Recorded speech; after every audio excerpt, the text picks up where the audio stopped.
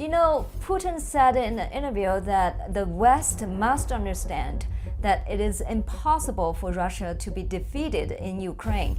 Do you agree with that? No, even if you were to freeze the war where it is right now, that would not be a victory for Russia. That would be a defeat for Russia. But Ukraine is not winning either. Well, it is not going very well right now for Ukraine. Let's be clear.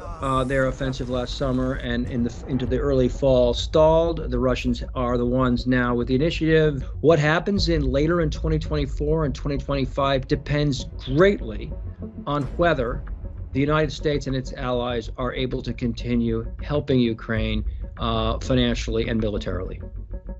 And if the U.S. has a different president by then, will that support continue? See you soon. If you had to put a bet on it, I would say that Ukraine's aid from Washington is in big trouble if Donald Trump is the next president of the United States. He said that he prefers Joe Biden to Donald Trump for U.S. president because Biden is more experienced, more predictable, and an old school politician. Do you think he really meant what he said? I doubt it. I think that he knows perfectly well that the worst thing he could do for Donald Trump would be to endorse him. Putin spent a lot of time explaining how Russia tried to be friends with America and the West after the dissolution of the Soviet Union, but the West rejected Russia by continuing to expand NATO eastwards. I don't know if Putin is suggesting that Russia wants to change its trajectory by getting closer to the West again. I used to think that it was possible, but I don't think it is possible. Are we looking at a prolonged war in Ukraine? Should the U.S. help Ukraine reach a peace deal that it can live with? How will Beijing make the most out of this situation? Can China and Russia form a trusting relationship? I discussed these questions and more with Dr. William Wohlforth, professor of government at Dartmouth College.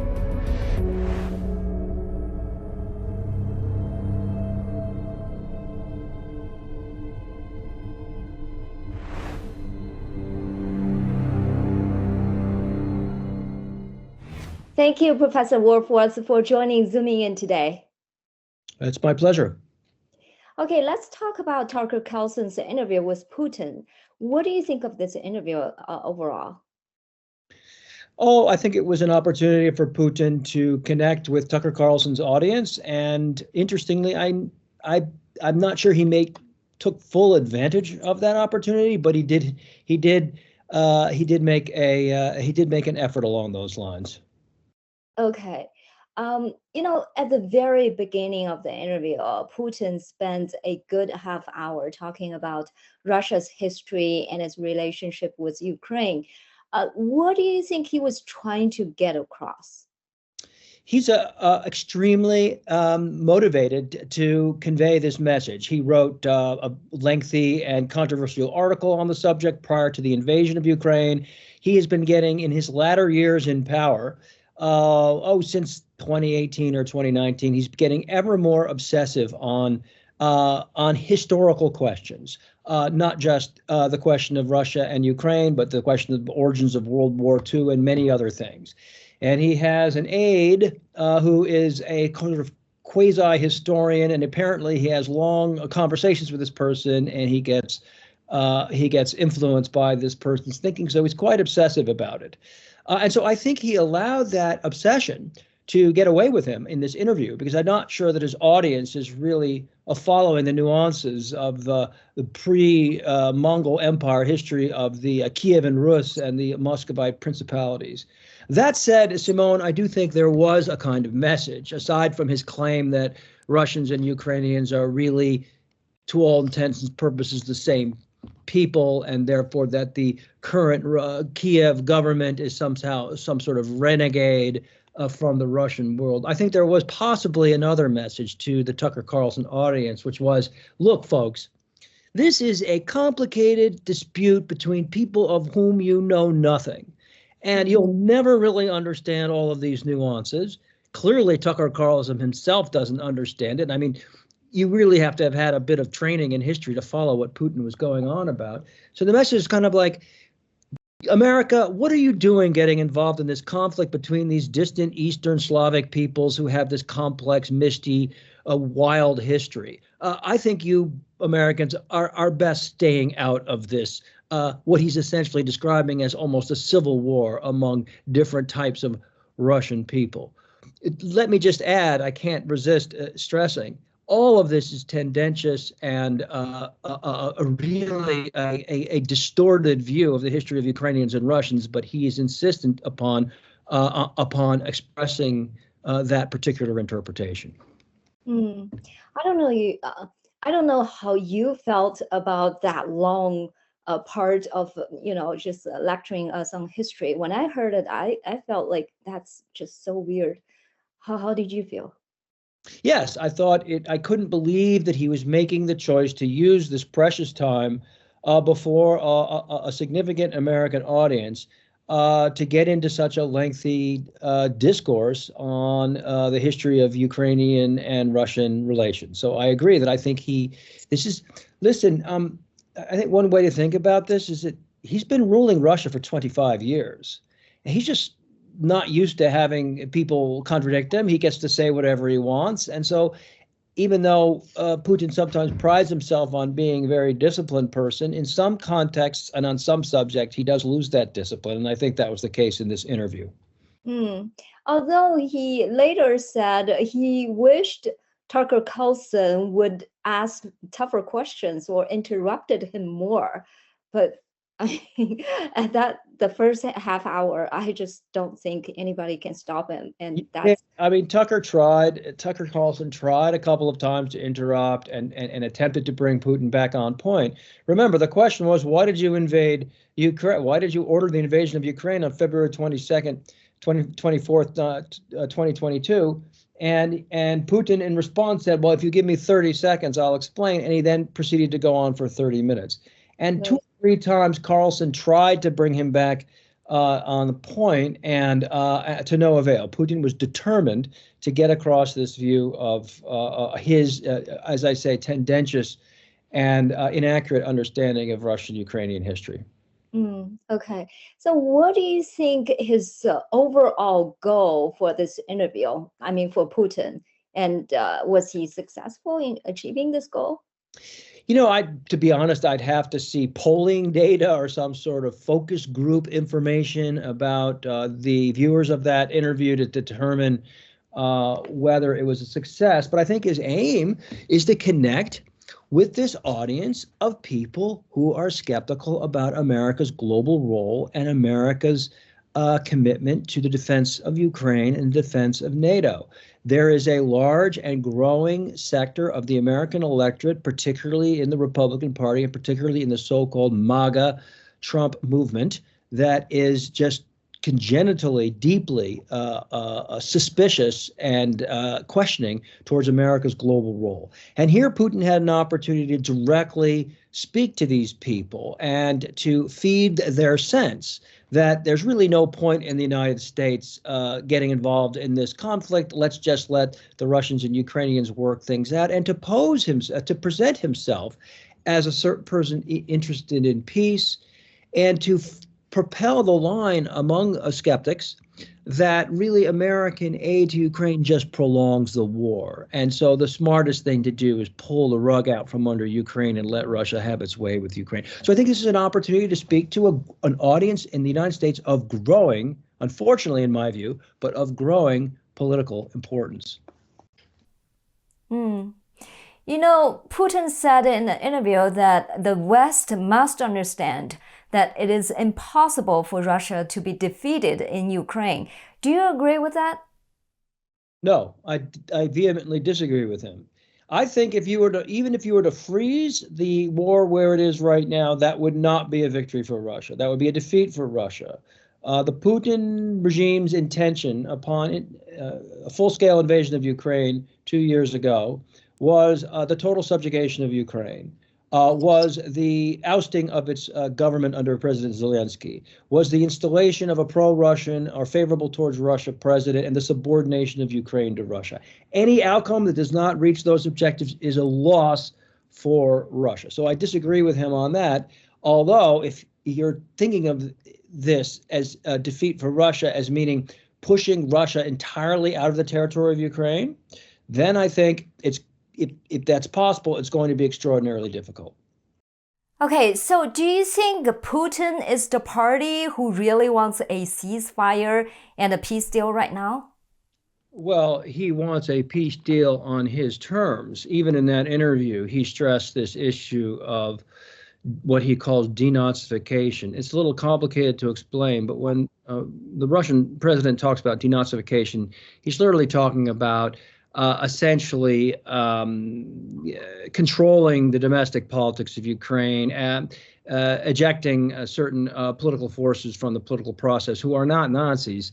They're Ukrainian nationalists. And basically anybody who doesn't like Ukraine being subordinate to Russia is called a Nazi by the official Russians. And so he's open to talks. He thinks he is winning. He thinks the West is losing. He thinks Ukraine is in disarray currently with the domestic upheavals, the change in the, well, not domestic upheavals, but the change in the military command that Zelensky announced.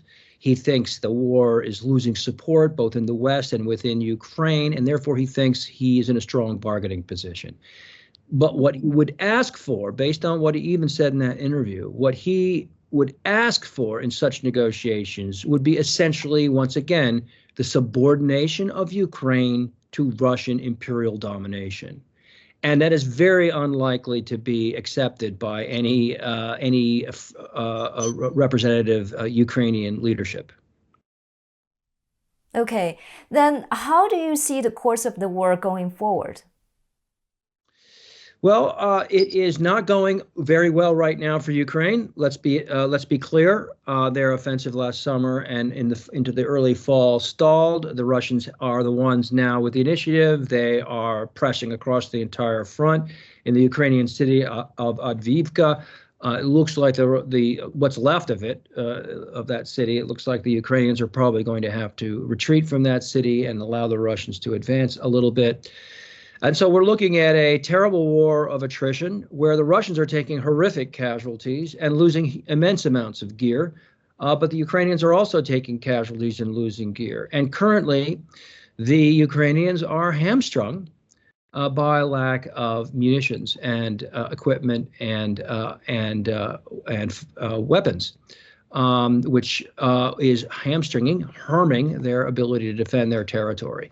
So right now, but that doesn't mean that you're about to see a huge Russian breakthrough and another assault on Kiev or anything like it. But it does mean that over the next several months, things are going to be hard for Ukraine.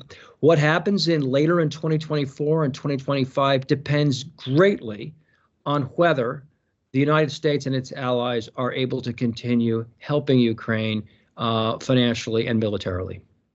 Right. Yeah, that's the important thing. And what's your view on that? I don't know. I long thought, that is to say, it's hard for me to predict whether the American Congress will come around to supporting Ukraine aid. Right now, we have a bill out of the Senate. It's meeting with skepticism in the House leadership. But we really don't know how that's going to come out. As you know, if you've been following this, it's all tangled up in American domestic politics, and particularly it's being used as a political hammer to beat on the Democrats and to raise the border issue along the U.S. immigration and the border issue. And so I can't forecast how it's going to come out. I still think ultimately this bill will get through, and there will be one more a big infusion of aid to Ukraine. I'm still hopeful that's going to happen. However, after that, very much things do depend on the subsequent development in American politics, including next year's, including this fall's campaign and the election. Yes, the election is the big thing. I'm going to ask you that. After the Tucker Carlson interview, Putin had another interview with a Russian TV host. In that interview, he said that he prefers Joe Biden to Donald Trump for US president because Biden is more experienced, more predictable, and an old school politician. Do you think he really meant what he said? I mean, has his opinion about Trump changed since 2016? I'm doubtful. I doubt it. I think that he knows perfectly well that the worst thing he could do for Donald Trump would be to endorse him. If he wants to help Donald Trump, he should endorse Biden, because in the American political context, having the endorsement of the Russian president is not exactly something that is favorable. And in particular, he knows perfectly well that many of Trump's critics accuse him of being too favorable towards Russia, of somehow being in the pocket of Russia. He knows that Russia is accused of intervening in the 2016 election on behalf of Trump. Knowing all these things, of course, it's clever of him counterintuitively to endorse Biden. Yeah, that makes sense. So if Trump becomes president again, do you think he will withdraw support from Ukraine? It seems likely. It's very, very, with Trump, it's hard to predict. There are a few firm policy positions that he has. However, so it's possible when he says, I'm going to come in and end the war in 24 hours, what he means is that if that doesn't work out, and for whatever reason the Russians prove not amenable to an agreement, he could conceivably decide to back away from this skepticism towards Ukraine and support it. However, I think the most likely outcome is indeed that it would be very bad for support for Ukraine. There's a growing contingent, as I say, within the Republican Party that is skeptical of this commitment. And Trump himself is of the opinion that if anybody should help the Ukrainians, it should be the Europeans, for whom he has great disdain for what he claims is their failure to contribute to NATO. So I think if you had to put a bet on it, I would say that Ukraine's aid from Washington is in big trouble if Donald Trump is the next president of the United States. He would just ask Europe to do more. Yeah, I mean, that would be his out. He'd say that would be his escape clause from being accused of being irresponsible for abandoning Ukraine. He would say, well, it's a European problem. The Europeans should deal with it. That's, of course, entirely unrealistic, in part because a lot of what Ukraine needs, pretty much only the United States can supply it right now. Europe is ramping up. They have just announced the building of a new munitions factory that will be producing this highly necessary 155 millimeter artillery ammunition. But it's going to take a long time to get this thing up to speed. And so I don't think, in the best of circumstances, I don't think Europe can fill the gap left by the U.S. if the U.S. chooses under Donald Trump to back away. That's interesting. So what do you think would be a sound American strategy towards the war in Ukraine? I think the United States should be helping Ukraine to achieve a peace settlement that it can live with. And that is not to say a peace settlement that we would all like, or a peace settlement that would be ideal, that would have every inch of Ukraine's sovereign territory back under the control of Kiev. But I do think it needs to be so in de facto, that is to say, in reality, almost any peace agreement would ultimately probably have to involve the loss of some territory. But it can't be an agreement that is signed under duress with a sense that Ukraine is going to be losing more. Ukraine has to be able to be strong enough to push the Russians back enough to prevent there being any notion that Russia gets to dictate Ukraine's government or control Ukraine's domestic or foreign policy as a result of this war. And to achieve an outcome like that, namely an outcome in which Russia loses to some degree and Ukraine wins to some degree, is going to require a lot more assistance from the United States. That's interesting. Who do you think is the real decision maker on this peace deal? I mean, I hear two opposite opinions. Some say, Ukraine is bossed around by Biden administration, and others say, we can't let Zelensky to be the sole boss of this thing. The U.S. should do more. So who is the boss, anyways? Well, I think both are key players, and I think that there's a kind of a diplomatic way to handle this. In that the United States doesn't necessarily, the leader of the U.S. president doesn't necessarily have to call up Zelensky and say, "Hey, Volodymyr, if you don't agree to this terrible deal that is on the table, we're going to pull the rug out from under you." I'm afraid to say what's much more likely to happen is that the politics of the situation, the reality of the pressure on the U.S., the reluctance on the part of American politicians to fund this, to continue funding this, is going to, in and of itself, put pressure on Kyiv to essentially have to agree to a deal less than what they would like to have. So it's both people in the driver's seat. It's Zelensky and the Ukrainian leadership have to agree to a deal. If they don't agree to a deal, they'll just keep fighting. They'll make it into a guerrilla war. They'll do whatever they can do. So you have to get the Ukrainians to accept a deal, and you have to get the Russians to accept a deal that the Ukrainians can accept. And we're not in that situation now. And my favorite policy, I think the policy the Biden administration would like to follow, if Congress would let it, would simply be to put Ukraine in a position where it can conclude a ceasefire or a deal with Russia that is that will allow a free and democratic and secure Ukraine to survive. What would that position be like? I'm sorry, what will? You said it's ideal. It would be ideal for the U.S. to put Ukraine in a position that they can.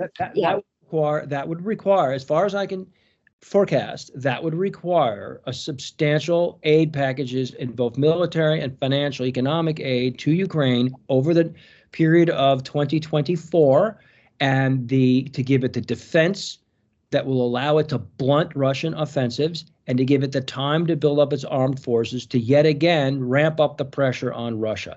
The Russians got a huge advantage in artillery and other fires, such that the Ukrainians can't even reply. The Russians are just hammering them with endless artillery barrages to which they only can reply intermittently.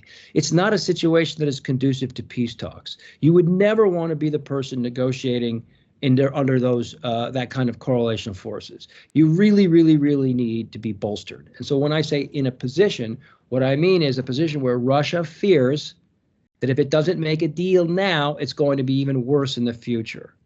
And that's going to take some time, because these sanctions that have been imposed on Russia are taking time to really have the kind of effects that were hoped for.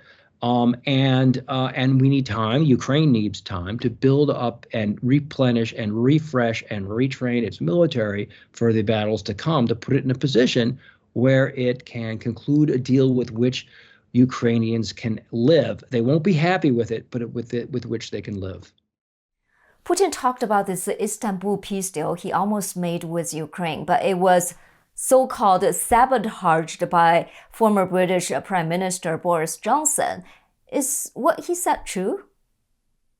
That's a gross distortion of what actually happened. However, there were peace talks in Istanbul, and with Ukrainian and Russian representatives. But the problem is the balance of power was changing dramatically on the ground as they were having these peace talks. The Russians were being pushed back from Kyiv, and essentially, as these peace talks were sort of suspended for a short period of time, and during that period of time, the Ukrainians pushed the Russians out of the town of Bucha, which is outside of Kyiv. And it was there in Bucha they discovered the horrific, the Russians had to leave too quickly to clean up after themselves. And it was there where the Ukrainian forces and ultimately the entire world's news media saw the horrific atrocities committed by Russia. So that in Bucha, the Russian forces in Bucha. So that made it very difficult for the Ukrainians to agree to a deal. So that's one problem with Putin's story. The other problem is that many pieces of that agreement had yet to be agreed upon, especially these provisions they had where Ukraine had to disarm, essentially make its military so weak that by decommissioning large portions of its armed forces, that Russia could turn around the next day and come back and dictate terms to Ukraine. So that deal, that portion of the deal hadn't been settled upon yet when this revelations occurred about the atrocities in Bucha, at which point it would be very difficult for any Ukrainian to negotiate a peace deal with the country that just did this to them. So the story of that Istanbul conversation is much more complicated than the way Russian President Putin put it in his interview with Tucker Carlson. Just now you mentioned that Ukraine could only respond to Russia's attack intermittently because they are short of ammunition. I understand that Russia is also short of ammunition. Where do they get their ammo from? Well, it's a complicated story, but in part, the Russian Federation began this war with a much larger military-industrial complex than Ukraine. Okay, so it has a sprawling military defense industrial factories that can spew out particularly munitions at a higher rate. Ukraine didn't, and so that's why the aid to Ukraine is so important. In addition, we know very well that Russia is being helped. It's been able to, first of all, in the first instance, it's been able to sell a lot of its oil to India and China, and it has thus had revenue with which it could then purchase and obtain munitions on the market, especially from North Korea. So North Korea, as you probably know, has a massive array of artillery arrayed around Seoul. North of Seoul, so north of the DMZ. And so they are a country that has stockpiled gigantic amounts of munitions that fit the Soviet artillery.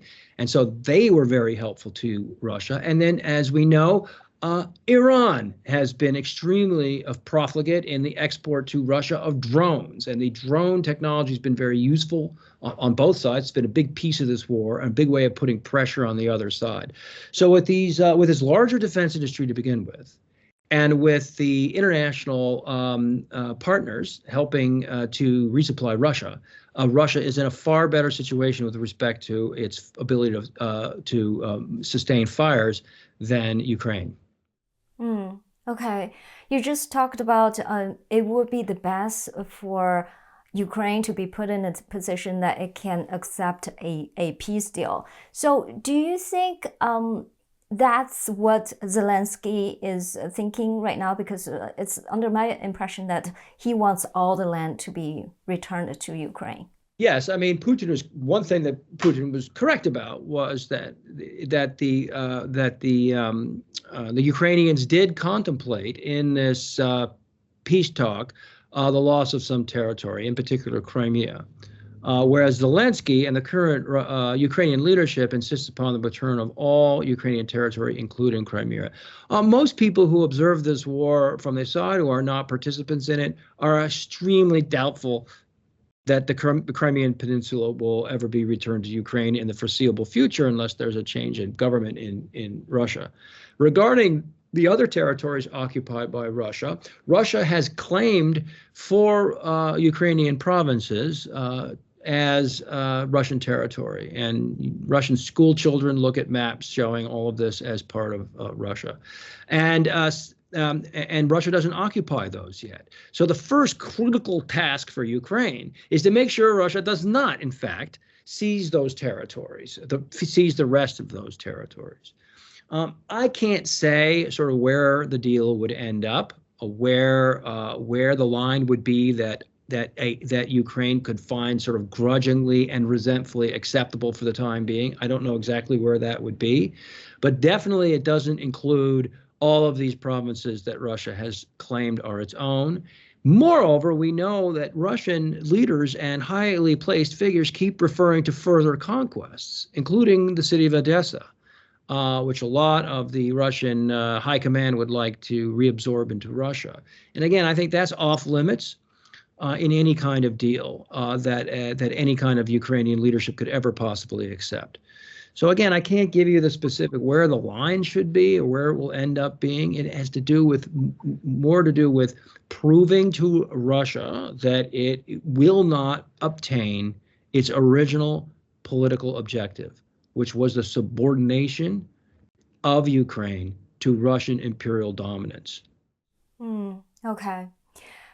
You know, in Tucker Carlson's interview with Putin, Putin spent a lot of time explaining how Russia tried to be friends with America and the West after the dissolution of the Soviet Union, but the West rejected Russia by continuing to expand NATO eastwards. So it is the West that pushed Russia to the point of war, where Russia had no other choice. Putin also said that Russia's economy is not big enough to become a real rival of the West. It is China that the West needs to worry about. So after watching this part, I had a thought that, I don't know if Putin is suggesting that Russia wants to change its trajectory by getting closer to the West again.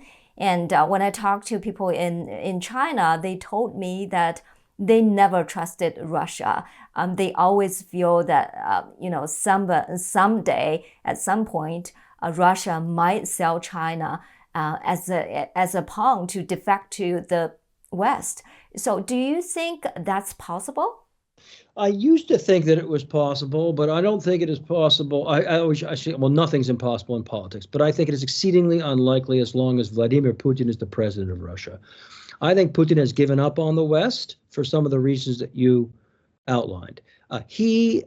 Every major speech on foreign policy that he makes, he does exactly pretty much this litany of humiliation at the hands of the West, where the friendly hand of Russia was offered on multiple occasions.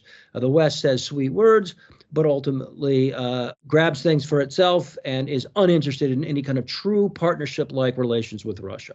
It will always treat Russia as a subordinate, will never treat Russia as a peer, and therefore Russia, despite many efforts, has always been rejected by the West, so we have no choice but to go our own way.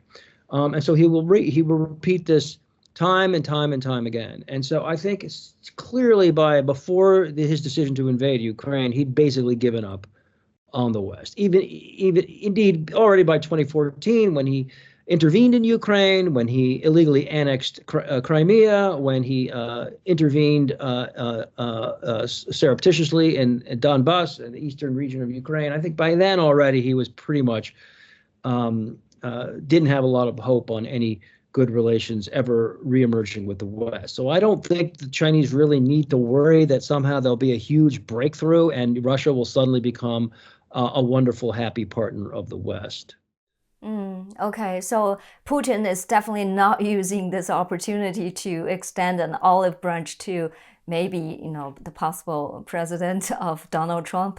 I think it's going to take, I think even in a Trump, it would take a lot of political upheavals before you could ever imagine anything like a détente or an entente or a warm or very cooperative relationship between these two countries. It's going to take a very long time. And Russia has, Putin in particular, but the whole Russian elite has really taken a stance in terms of their ideology, in terms of how they educate children, in terms of sort of all sorts of state policies up and down that have essentially assumed a very anti-Western standpoint. Russia's identity discussion, its talk about where it was in the world used to be ambiguous. It used to have a kind of ambiguity like, well, we're kind of between East and West, or maybe we're kind of West, or we're a bridge between East and West. And much of that talk has been replaced with talk of Russia as its own distinct civilization that is inevitably in opposition to the West. And people refer to various thinkers and intellectuals who espouse these ideas that go under the name of Eurasianism. But what's happened since, hard to pin a date on it, but what's happened since, in the years since the initial invasion of Ukraine is Putin himself has more and more and more spoken in these terms. And so it just seems quite unlikely that you'd see some sort of breakthrough, and that this talk, I think, was really less pitched towards the U.S. government and towards the leaders of the U.S. and its allies than it was, as I said at the beginning of this interview, than it was pitched towards the supporters of Donald Trump, the listeners and viewers of Tucker Carlson's network, people who he hopes will help add fuel to the fire of more isolationist or less engaged international voices in the United States. Talking about that, people say a new axis was formed, that's China, Russia, and Iran. And China is the leader of that pack. So do you think that Xi Jinping will be successful in leading the forces in the world to replace the current US-backed rule-based world order with a new one? I don't think he will be. If that's the aim, and I know that there's a debate among China experts that is it really global, or is the vision of the Chinese leadership more regionally focused, at least for the time being? Let's get the U.S. out of our region, and we'll be happy with that. There's a debate about this, but I think if the idea or the object of Chinese grand strategy is to completely displace the United States and itself become some sort of global hegemon or the world's only superpower, I think that is a very, very long way off, and it may never happen. But the idea of being a key linchpin organizer of states that are unhappy with the dominance of what they call the collective West, why that is, I think, a more realistic role for Beijing. It's obviously the biggest, most powerful, most important player in those countries in the world that are dissatisfied with the U.S.-dominated or collective West-dominated current world order. Okay. Professor, these are all my questions. Do you have anything else to add? No, it's been a wonderful conversation. Thank you so much, Professor. Thank you.